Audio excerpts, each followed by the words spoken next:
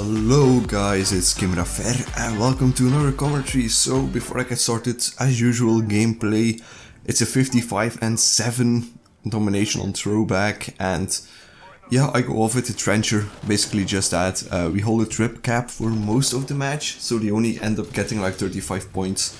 Anyway, that's enough about the gameplay. Let's get into the topic of today, and that's some YouTube drama. I don't usually talk about stuff like that, but this time I feel like it's close enough to me that that I should mention it or talk about it, and that's the AliA's COD drama. Now, I haven't seen a video, but I've heard enough about it to be able to comment on it. And basically, the thing he was doing was I was recording a COD commentary, don't know about what topic, but anyway, he was recording it and his webcam skipped ahead, but his gameplay didn't, and this led people to believe that he wasn't actually playing that match, he was just reacting to it, pretending he was playing, or whatever. Anyway, I don't care, but what people don't understand is the work you have to go through whilst editing, and how easy it is to make mistakes. Like, gameplay and webcam are not the same thing. In the sense that when you record your gameplay and your webcam, of course, they're two different sources. So when you cut a piece out of one, that doesn't automatically mean you've cut out a piece of the other track.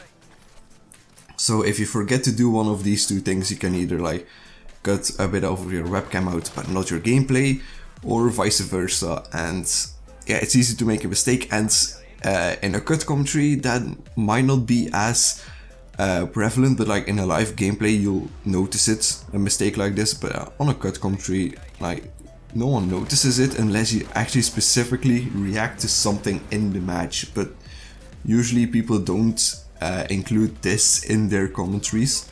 So yeah, I mean, some people have been saying that AliA's doesn't even edit his videos anymore. I don't know if he has an editor or if he does still does stuff himself.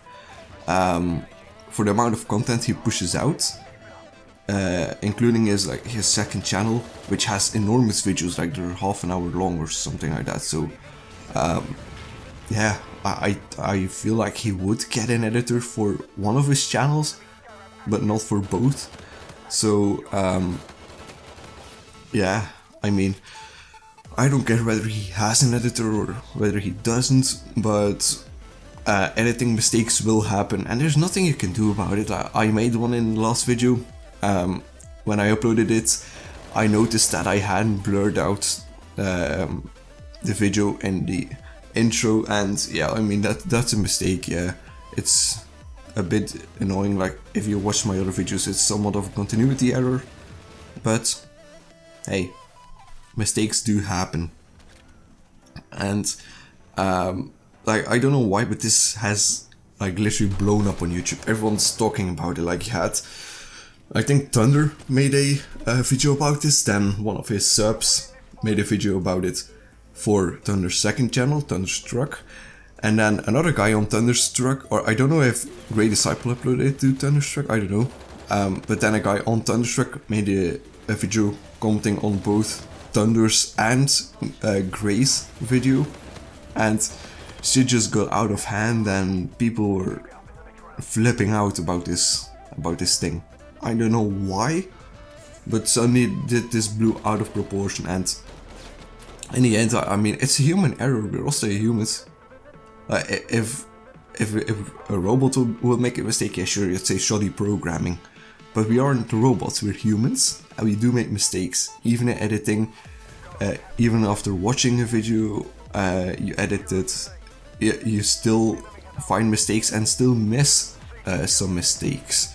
It's impossible to spot every mistake. The perfect video does not exist. Like, the reason for doing COD comms, to go on a totally different subject, the reason for doing them is because, well, I mean, it's a bit of give and take. They're more time consuming, because like what I'm doing now, I'm just doing it in one take, and for this I just talk for will be like 7.5 minutes, and I'm done. The cut commentary, you might do a commentary of what might turn out to be like 5 or 6 minutes in 2 matches, which could easily go to 20 minutes. I mean, I've done some myself. Most of them are highlight videos though. I think I did one in Titanfall 1, and one for Halo Reach, I think, and Who Still Plays This. But I mean, the videos have their drawbacks. Like, it's more editing intensive because you have to cut out a lot of pieces. Make sure you don't cut out something where you say something important or whatever. While this is just record once and that's it. But if you make a mistake, then you have to edit it out. Make sure you're still on the same place in your in Vegas or whatever stuff that you use, so that if you react to something in a match, it still syncs up alright.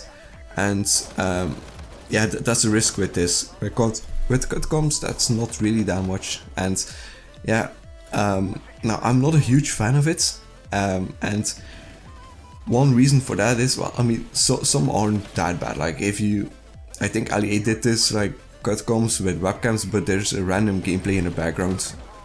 Like, he wasn't playing live, just, I think it was AliA, I don't know, whoever it was. There's just a random gameplay in the background, and that's it. And he's talking on a webcam, and the webcam is also on screen. And that's alright, because the only thing that's skipping is the webcam, but other people have brought up the subject of Hollow Point, how he does it. Apparently a lot of people have problems watching it because it's like nearly seizure inducing. Like, the amount of cuts, jump cuts he does is probably like insane for some people, or too much to handle. And yeah, like that's also the risk with cutcoms. They become cluttered, too many jump cuts, because if you have short clips, it's really hard to get smooth transitions. Anyway, I'm rambling on and on. Just going back to the topic, like TLDR, I don't care about this thing. He made an editing mistake, so what? He's still human. So anyway, hope you enjoyed. Mine has been Kimirafer as always. I'm signing off. See you.